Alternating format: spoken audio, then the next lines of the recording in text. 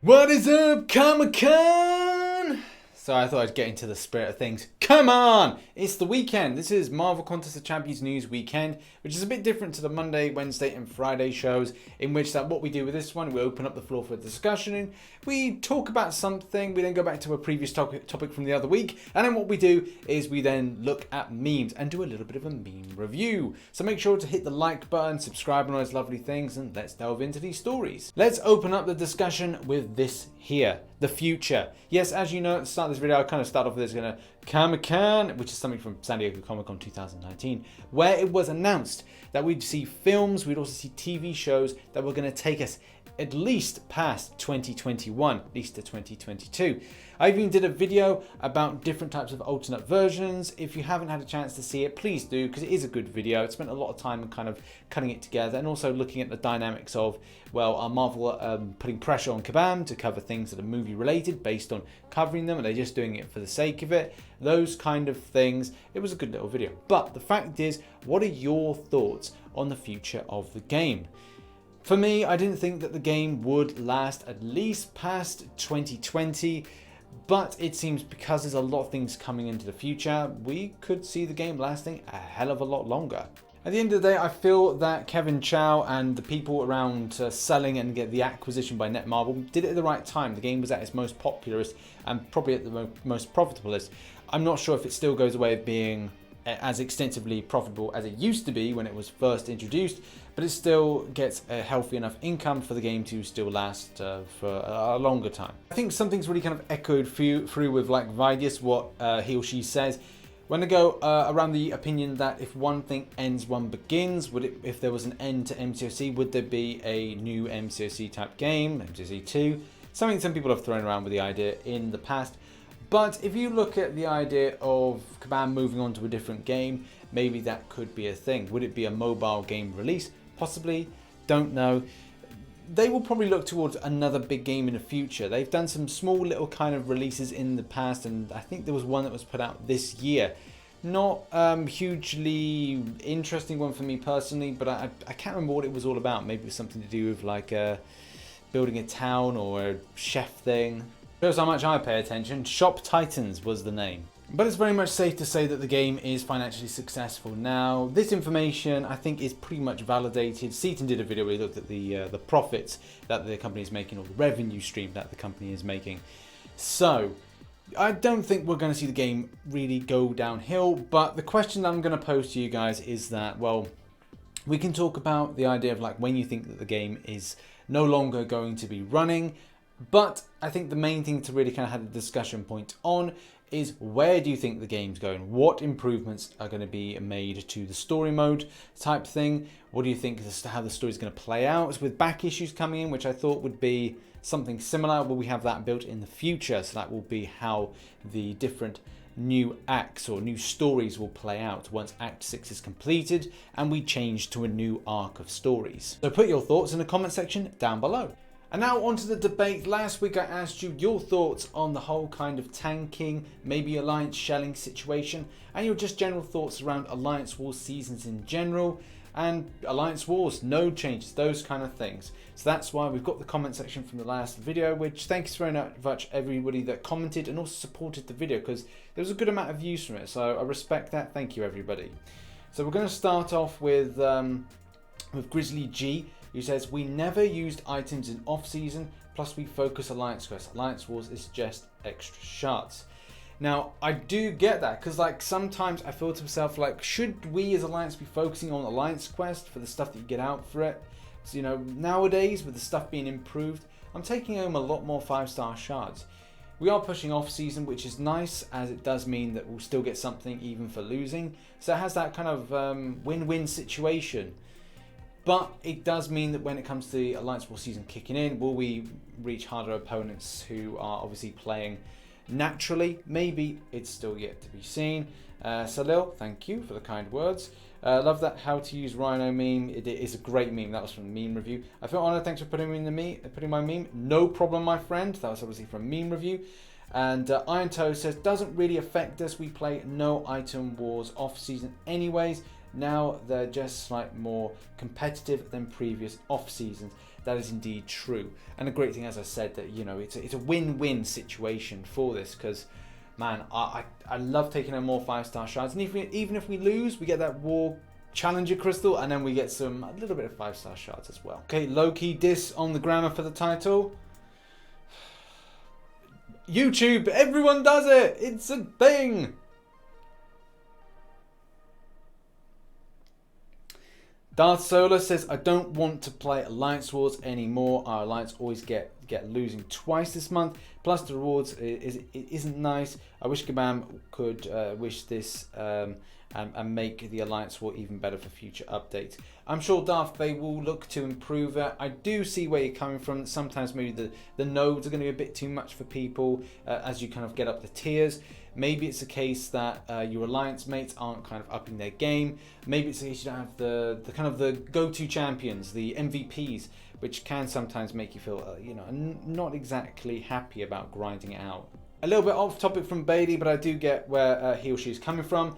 The whole idea about unit store, it is overpriced, and that sucks, because I understand games companies want to remain profitable, but it's been profitable, and there's just making people feel that they want to spend. I've kind of recently decided I'm just not in the position to spend. I will probably spend close to maybe my birthday, or maybe, yeah, it will be my birthday, because I'll ask for Google Play cards, and then I'll look to then spend them on maybe Cyber Monday or something, possibly something like that. A couple messages from one of my members, which is Storm Chasers, doesn't affect our alliance as we didn't tank. Hope it evens out the playing field. And then following up with, not a fan of Alliance Wars, think it's been a stale. The new rewards will hopefully increase my interest in Alliance Wars. And that's for me, I feel a little bit better towards it. Not to a point where, if I was at like 0 with interest, I've now peaked at about 40% of 100% of going, yes, I really enjoy this. So it's slightly improved for me. Franco says, has anybody noticed there are no more revives in our event quest? I've picked up probably about 3, maybe 4 this month, not too many. And Bryden says, war sandbagging won't affect me as we beat everyone anyways. We only this win season 10 because we lost a war to a team that used mods and was Dr. accordingly like seasons, but I could take or leave them really, as even for the best rewards, this isn't my fave game mode. Thanks, Rich Demand. Hey, thanks. Yeah, there does need to be like a change for people. I feel that there are positive changes that have started. Hopefully it will be more in the future. Hopefully don't see too much cheating, but we'll see how things go. NXT is better than Raw and SmackDown. I think that it's got this kind of nice intimate feel to it, but we're a little off topic. But anyway, my team is sick of wars. I'd rather AQ. We all stop spending money on this game. That's where the frustration lies. If you don't feel yourself getting through content, you either go one of two routes. You either go, I'm going to spend to get through this stuff like Alliance Wars, or the second thing is you get so frustrated with it that you just go, nah, they're not having my money. And that's something that needs to be a level of concern. Just going towards winning and click on Jedi Knights tell me that Alliance is members 1. It's going to make 0 difference to the average Alliance. The same people will still go to the extreme lengths to win. Leave them to it. Absolutely. Could other people will benefit from this, other people will not.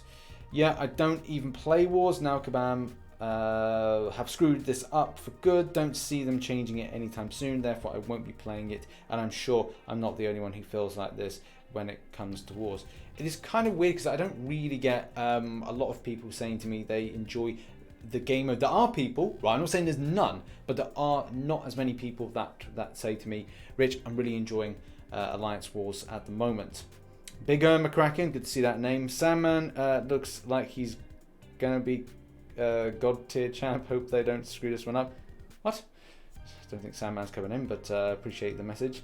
Happy Sunday from Elijah. NXT is amazing. Excellent. I feel that the best way to fix the energy issue would be to make it like Alliance Wars and Alliance Quest. Already take paths, don't require energy. But if we do that, there could be an issue. Command might change the path to stop crossing each other. You know, that would be cool. Just anything to keep that energy spend down. Now we're going to end with John's comment, who says, new wars map / nodes are awful. Only thing good about the fact there is you reach the mini boss to final boss. You can all work together, but there's so much unforgiving nodes. The game is becoming less fun to play as this game gets older. It's all about the dollars. It is. It does feel like that.